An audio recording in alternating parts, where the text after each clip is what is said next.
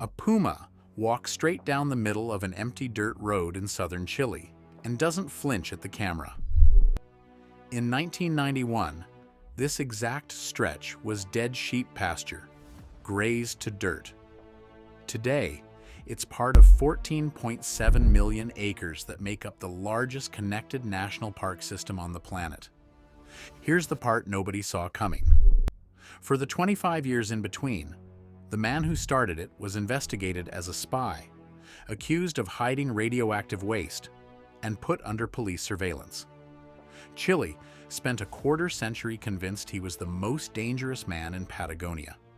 He wasn't hiding anything. He was buying land just to give it away, and almost nobody believed that was possible. It started with a rundown 17,000-acre farm at the end of a fjord called Rewilded. Doug Tompkins bought it. No one told him to do any of this. He didn't build a house on the good part. He didn't build anything. He tore the fences down instead, hundreds of kilometers of barbed wire, ripped out by hand over years, and waited to see what would grow back. Chile's government had him under surveillance within 2 years. Tompkins had founded the North Face at 20, sold it for $50,000, then co-founded Esprit and built it into a company selling over $800 million a year across 60 countries. By 46, disillusioned with what he later called making a lot of stuff nobody needed, he'd cashed out his Esprit share for $125 million and moved into a farmhouse with no electricity or phone line. He started buying land quietly, through intermediaries, so sellers wouldn't realize an American millionaire was behind the offers and raised the price. They tapped his phones. They built a police post nearby just to watch him come and go. That was the mild version of what people believed about him.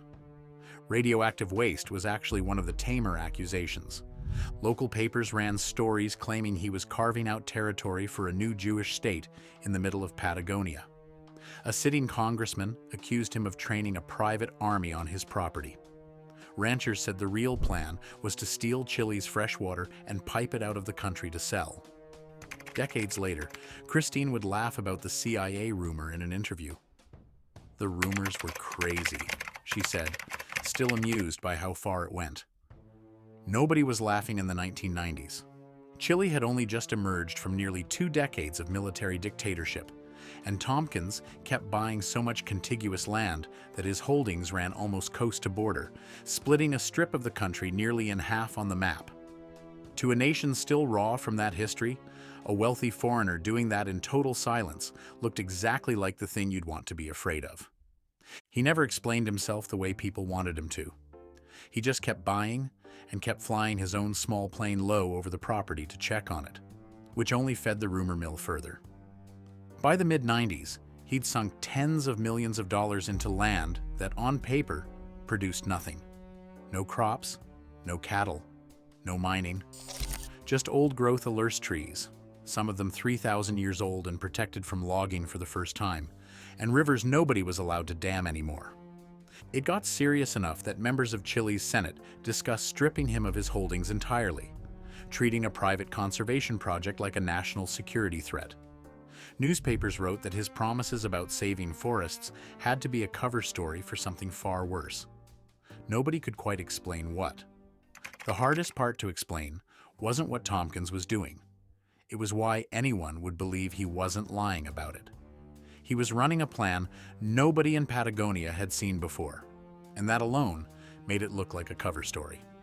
He'd gotten rich building outdoor gear and fashion companies, then spent years quietly reading about ecology and mass extinction on the side, influenced by conservationists like David Brower.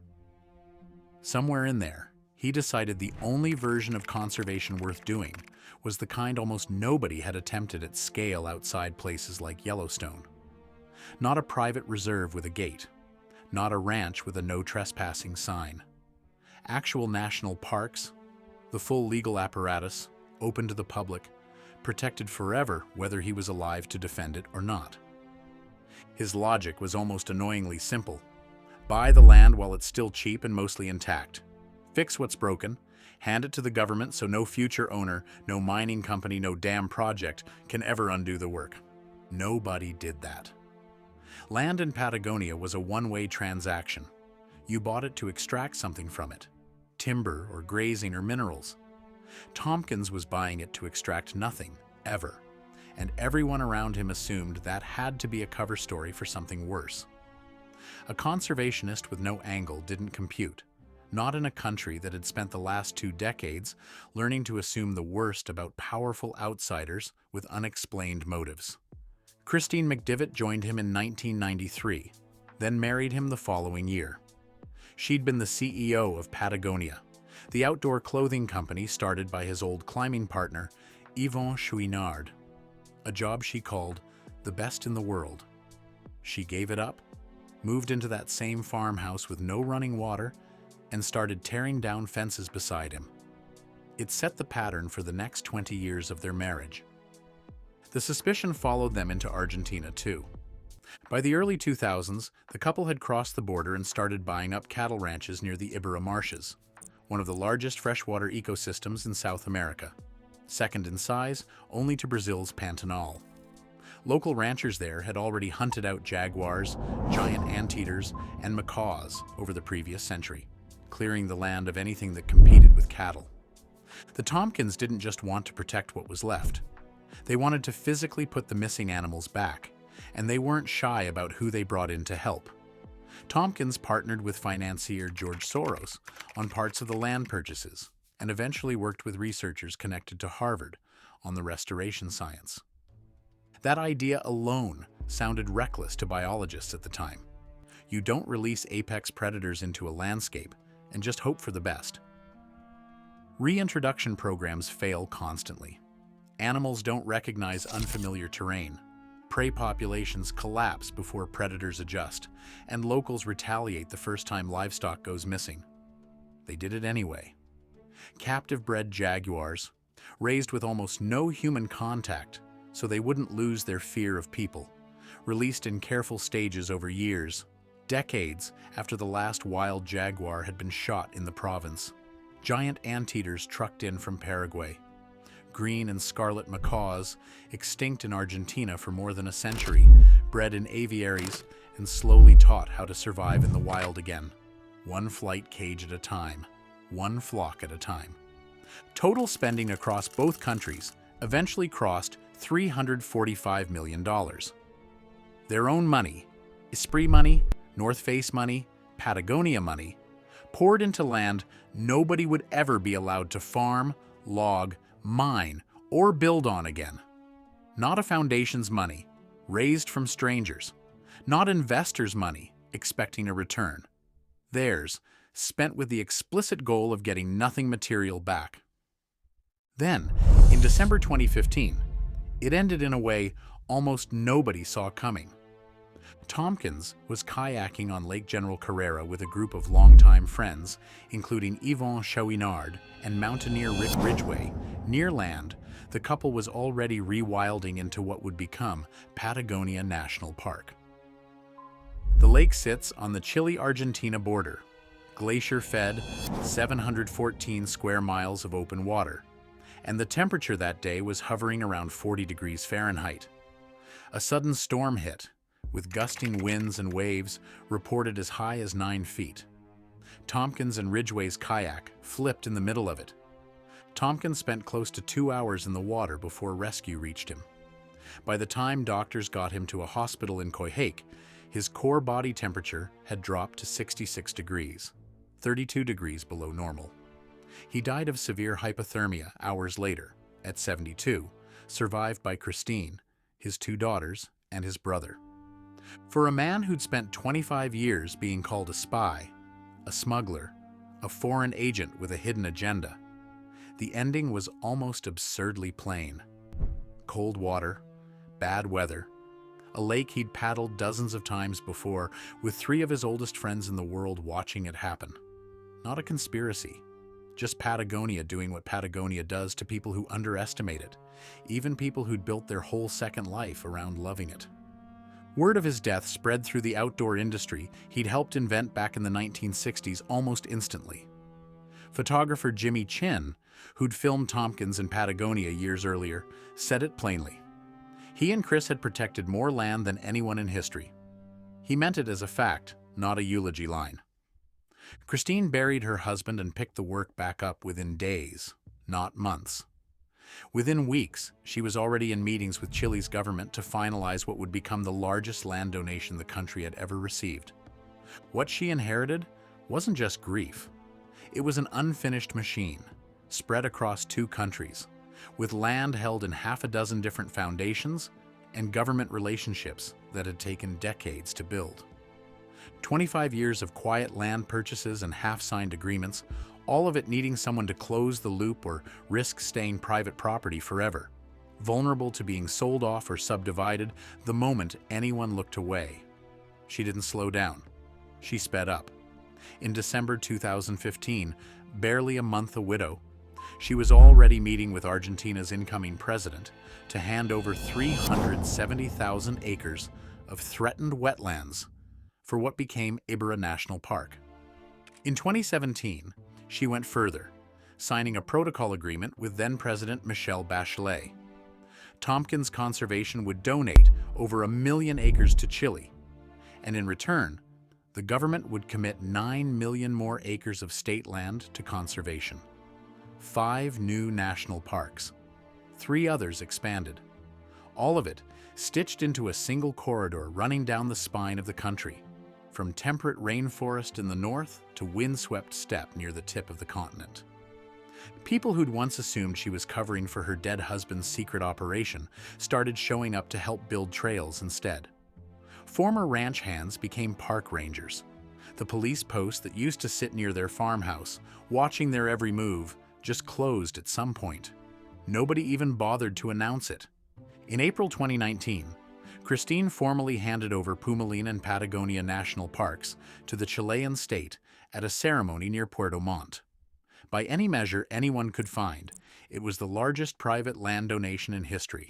And Chile's Forestry Service showed up with 25 park rangers, already trained and ready to take over management on day 1. Proof the transition had actually been planned for years, not improvised at the last minute.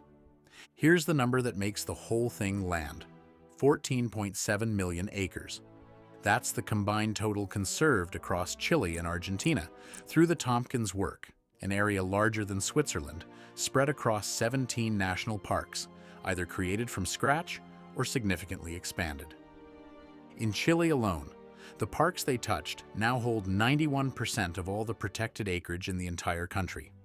Stitch the Chilean parks together, and you get the route of parks, a hiking corridor running roughly 1,700 miles down the spine of Patagonia, from Puerto Montt nearly to Cape Horn, longer than the distance from New York to Denver. Throw in roughly 30 million acres of protected ocean on top of the land, and you're not really talking about a park system anymore. You're talking about a small country's worth of wilderness, taken off the market for good, under agreements meant to hold for at least 99 years, long past the lifetime of anyone who signed them. The jaguars released into Ibarra are breeding on their own now, no human help required, for the first time in generations. The macaws that hadn't flown over Argentina in over 100 years have chicks of their own. Guanaco herds that had been hunted down to almost nothing are moving across Patagonia National Park in numbers nobody alive had ever seen. Even the huemul deer, a species that had lost 99% of its population in the Chacabuco Valley alone, is slowly climbing back from the edge. Chile's Senate, the same body that once debated stripping Tompkins of his holdings, later voted unanimously to grant him honorary Chilean citizenship, after he was already dead. Nobody made them give away a fortune built on jackets and dresses to buy land they'd never own. Nobody made them sit through 25 years of accusations, spy, smuggler, water thief, secret army, without ever really bothering to clear their names in public, or even seeming that bothered by the accusations at all. They could have stayed in California, kept the money, let someone else worry about the Alurse forests and the huemul deer and the jaguars that hadn't hunted in that province for generations. Instead, they moved into a farmhouse with no electricity and started tearing down fences, one 700-kilometer stretch of barbed wire at a time, and just kept going, year after year, long after it would have made sense to quit. That puma from the opening shot, crossing ground that used to be a fenced sheep ranch outside Renihue, it's walking across land that's now legally protected for at least 99 years, long after everyone who spread the rumors, tapped the phones, and manned that little police post near the farmhouse is gone too. The rumors didn't outlast the land. Chile spent a quarter-century calling Doug Tompkins crazy.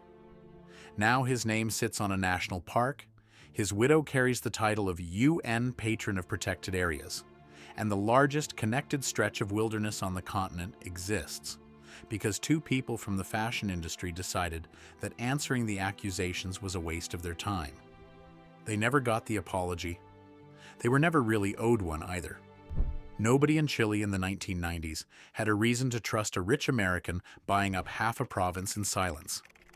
The suspicion made sense. It just happened to be wrong. Buying back the land wasn't a waste of anyone's time at all. If stories like this are your thing, subscribe. We've got a lot more like it. And if you want to see another story of someone who bet everything on bringing wild land back, that video's on screen right now. Go watch it.